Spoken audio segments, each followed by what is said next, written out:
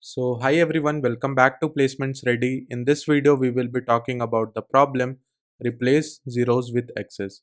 So let's read the problem out, and it's a very important problem from company's perspective. So watch the video till the end, and if you are new to the channel, do consider subscribing. So let's read the problem. So we are given a matrix mat of size n cross m where every element is either 0 or x. Replace all 0 with x that are surrounded by x. Okay. So basically we need to replace all the zeros with x that are surrounded by x. A 0 or set of 0 is considered to be surrounded by x if there are x at locations just below, just above, just left and just right. Okay. Now here n is 5 and m is 4. So if you carefully watch the matrix, these set of zeros, that is the middle zeros, are surrounded by x on all sides, so we can replace them with x.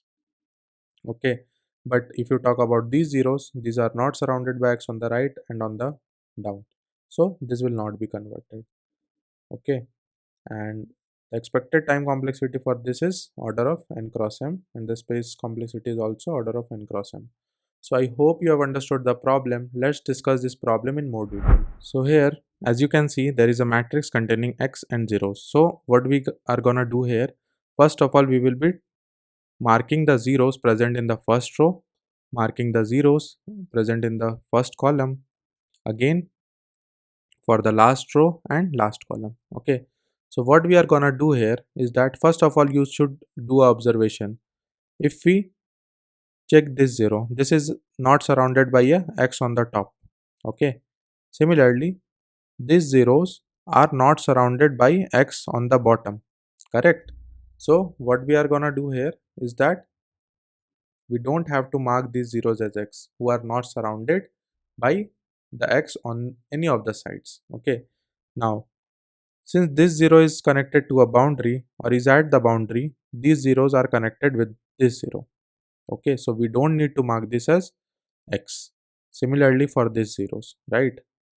So what we can do, so let's say this is my visited matrix. Okay, so when we find this 0, this is at the boundary. What we can do, this we can mark this as visited. Okay, now we can do a DFS. Should we go up? No, because it will be out of bound. Should we go left? No, because it is a x. Should we go right? No, because it is a x again. Should we go down? Yes, because it is a 0. So keep in mind that we don't need to do anything with the grids which has x in it. We have to make the changes in 0. So that's why we are traveling in the grid which is having a 0. Okay. So mark it as 1. Now we don't need to go to left. We don't need to go to right.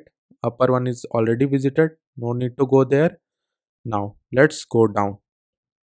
So mark this as visited. Now if you go to left, we don't need to go left, we don't need to go down, we don't need to go up, and we can go right. Mark this as visited. Cool. Now if you observe for the last row, these are zeros. So let's start our DFS from here.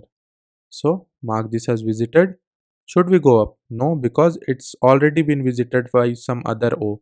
Okay, so we don't need to go up. Should we go to left here? No, because it is a x again. Should we go right? Yes, we can. So go there, mark it as visited. Here also, don't need to go down, don't need to go right, don't need to go up, and don't need to go left. Okay, at the end, our visited matrix will look like this. So at the end, what we can check here is that this was a 0. Okay, but this been already been marked as visited. So don't need to change this 0. Similarly for this 0, we don't need to make any changes. We don't need to make any changes for this 0 as well. And similarly for these zeros, we don't need to make any changes. Okay, so the matrix will be as it is. But now let's do a minor change in this matrix and let's see how our solution will behave. Now we have done some modification to this matrix. Okay, basically we have replaced this 0 with a x and these two zeros with a x. Now in the first row we don't have any zeros, so we will not be doing any DFS here. Similarly, for the first column we are not having any zeros, so we will not be doing anything.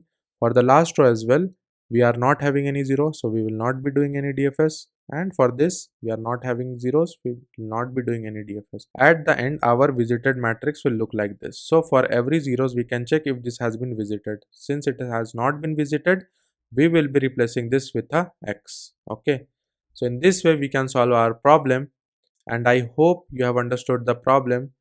The maximum time complexity for this is we will be visiting all the nodes, okay, once at least. So that is going to be n cross m, because that is the time taken to visit all the nodes. Similarly, the space complexity is going to be the space complexity of this visited matrix, which will obviously be n cross m only. So I hope you have understood the problem. Let's see the implementation in more detail. So first of all, we have taken a visited array which will be of length n cross m, and initially all the rows and columns will be marked as unvisited. Now, first of all, we will be doing the DFS for zeros or O's in the first row.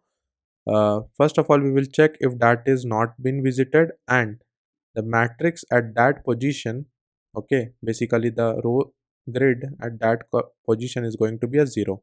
So we can do a DFS, right? Similarly, we can check for the last row as well. We can check for the first column, we can check for the last column, okay, and in this way we can do a DFS. At any point of time, if that grid is not visited, we will be doing a DFS, otherwise we will not be doing a DFS, okay. And what the DFS function is, first of all, if we get any I or j, we mark it as visited and we explore all the 4 neighbors for that. So let's say if you are at a point, this point will be x plus 1 and y, this point will be x and y minus 1, this point will be x and y plus 1, and this point is going to be x minus 1 and y, okay. So these are all the 4 possible directions.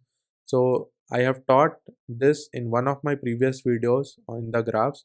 If you haven't watched that, I will provide the link for that in the description, so you will learn to know how can we traverse all the 4 directions using a dx and dy array, okay. So we will be traversing all the 4 directions and we will check if it is safe to visit that grid or not.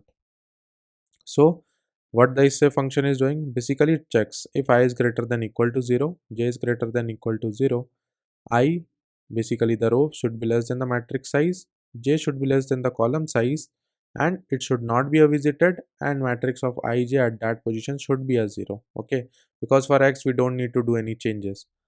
So in that way we can do a DFS. At the end, all the zeros that needs not to be marked will be having a visited value as 1, okay.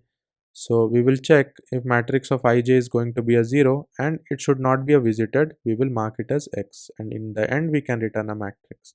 So I hope you have understood the problem.